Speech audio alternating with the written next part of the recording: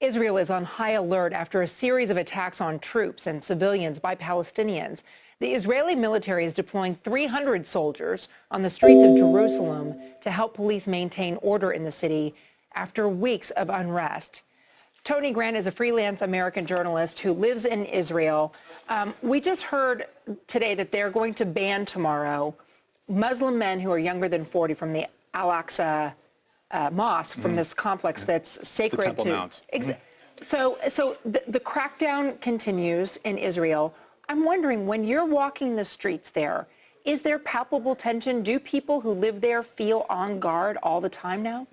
I would say the short answer to that question is no. But if you're in Jerusalem, which is always a city where there is a certain level of tension because you have so many holy sites to so many religions, it's kind of tense to begin with. And so now what you're seeing is an escalation of tension because of the recent wave of attacks that are in the Jerusalem area. And here in the same city, you have Jewish neighborhoods and you have Arab neighborhoods, but that means you have people from different sides of this conflict interacting in the same city. And Christian as well, it should also be said. I mean, the old city of Jerusalem, which does fall within what we could call East Jerusalem, is an extremely historic part of the world, really.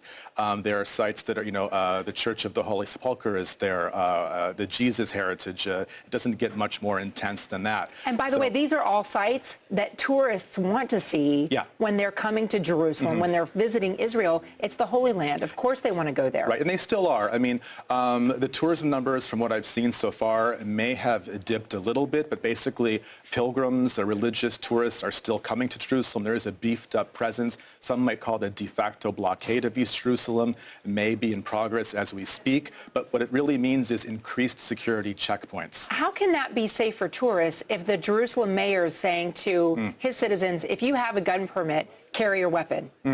That is true, and there's no denying the uptick in violence has led to statements like that, which amongst Israelis is something that I think is going to be debated hotly. Because although we're used to seeing images of Israeli soldiers walking around with guns, usually those are actually not even armed when they're off the base. Loaded.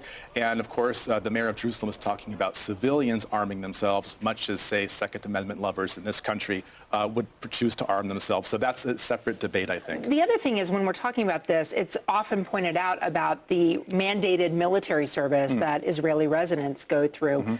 If you have an armed citizenry, are they likely to be more weapons savvy than people who live in other parts of the world and never serve in the military?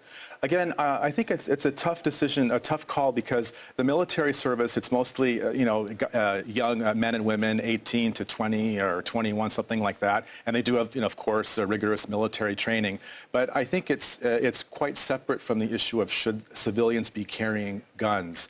I think that it's nothing like the issue, actually, that particular issue in the United States. I think it's much more problematic here. And there, I think it's more of a social situation. You mentioned that being an issue that's hotly contested. I know the blockading of neighborhoods is as well. That's something that they've been talking about. In New York City, the mayor, Bill de Blasio, is on his way to Israel for a 3-day visit. He's made a point, and this is getting a lot of attention, that he wants to meet with Palestinians while he's there as well, not just Israelis. And what we're seeing is a battle of opinions here. A prominent Arab American activist who has close ties to the mayor's administration put on Twitter a photograph of a small child throwing or clutching a rock in front of Israeli soldiers, and she labeled it the definition of courage. And a city councilman for Queens responded by saying, no, the definition of barbarism. Same picture, two very different points of view.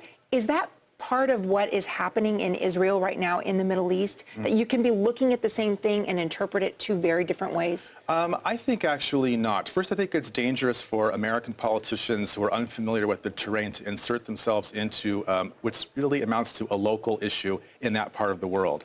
Secondly, violence is violence, no matter how you label it. And, I can say that if you're in a situation where someone is about to throw a rock at you, there's nothing courageous about it. I would say it's actually it's not maybe as cowardly as some of the failure to walk back from some of the comments that Palestinian Authority President Abbas has made, falsely claiming that that 13-year-old attacker actually was executed by Israelis. And then we saw the video, of course, today where he's in a hospital and he's being fed. I mean, he was executing a terrorist act, so that's the situation. Do you think that Israelis who are dealing with the potential for a teenager to come at them with a knife at a bus stop, right, do they also have a sense of the abject poverty, the problems with education, the problem of youth unemployment that the Palestinians are undergoing? First, I would say, and as someone who's an American-Israeli citizen, the abject poverty, again, I think it's important to resist the cliche. A lot of Palestinians, especially in the West Bank, are doing quite well, and a lot of that is due to great economic cooperation with Israel. And a lot of those hardworking Palestinians are going to suffer because of the violent acts of a few, which results in tension and increased checkpoints and so forth. Is it effective? Are the checkpoints effective? All of that, the fact that a lot of people suffer because of the actions of a few.